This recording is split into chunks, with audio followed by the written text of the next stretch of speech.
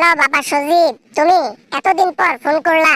তোমার মা যে আছে, বেঁচে আছে না মরে আছে, দিল্লিতে কি অবস্থায় আছে, একটা বারো খোঁজ খবর নাও না তুমি।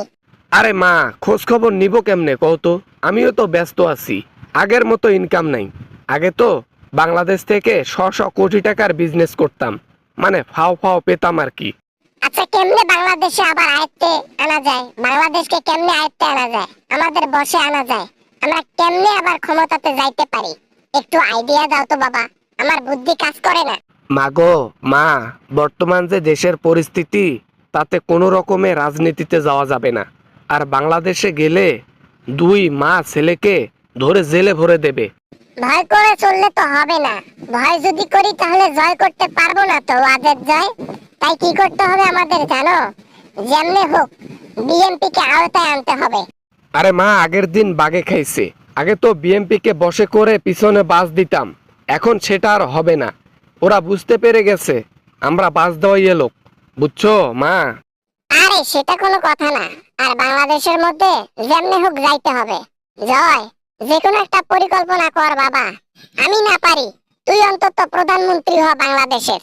মা, আরো প্রধানমন্ত্রী কেমনে হব বলো তো? আর কোনো অপশন রাখছো তুমি যে প্রধানমন্ত্রী হব? হওয়ার কোনো অপশন নাই। এখন বাংলাদেশে গেলে মা ছেলে দুইটাকেই ভরে দেবে। ডক্টর ইউনূস তো অ্যানাউন্স করে দিচ্ছে 26 সালের প্রথমের দিকে নির্বাচন। নির্বাচনের আগে যদি কোনো রকমে বাংলাদেশে ঢুকতে পারি, আল্লাহ দিলে সব ক্ষমতা কেড়ে নেব সবার কাছে।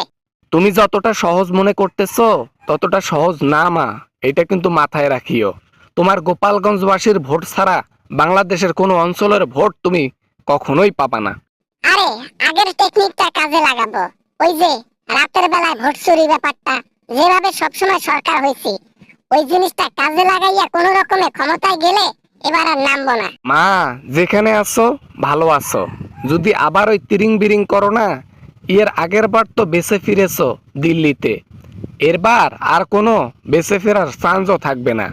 আরে তুই যদি আমাকে ভয় দেখাস তাহলে আমি সামনের পথগুলো আগাবো কেমনে কত? হ্যাঁ, তুই ভয় দেখাস কেন? তুই আমাকে কোথায় সাপোর্ট করবি তা না, উল্টা আমাকে ভয় দেখাচ্ছিস তুই। রাতের আধারে যখন ভোট চুরি করে জয়লাভ করছো তখনের হিসাব আলাদা মা, এখনের হিসাব হচ্ছে আলাদা। এখন তুমি স্বৈরাচার, গণহত্যাকারী, অনেক মামলা তোমার নামে রয়েছে।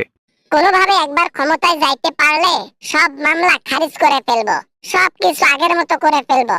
আমার আর ভালো লাগে না এই বদ্ধ ঘরে আর কতদিন থাকবো দিল্লিতে আমি। বন্ধ ঘরে আছো ভালো কথা, আর জেলের মধ্যে ঢুকলে তো জীবনটা তুষ হয়ে যাবে। এই বয়সে জেলের মধ্যে গেলে রিমান্ডের জ্বালা তো আছে, আর ওই জেলের মধ্যে যত কয়েদি থাকবে তোমাকে না লাইন মারবে। আবার না মানে তাহলে কি করব? জিন্দেগি ভর আমি দিল্লিতে থাকবো? আমার কোনো ক্ষমতা পাওয়ার যোগ্যতা আর নাই?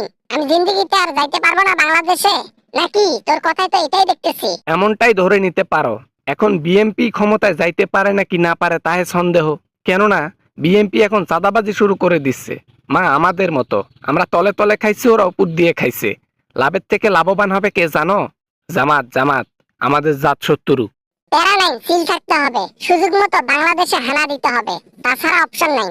এইখানে আর এইভাবে সারা জীবন থাকতে পারবো না। যখন ডাকবো রেডি থাকিস, টুপ করে বাংলাদেশে ঢুকে ডুপ করে ক্ষমতা নেব। এক কাজ করিও, তাইলে এক কাজ করিও, একলা একলা বাংলাদেশে যাইও টুপ করে, ঠিক আছে? ওই আমাকে সঙ্গে নিয়ে গেলে আসলো যাবে মশলো যাবে, পুটকি মারা ছাড়া আর কিচ্ছু হবে না। ভালো থাইকো মা, খোদা হাফেজ।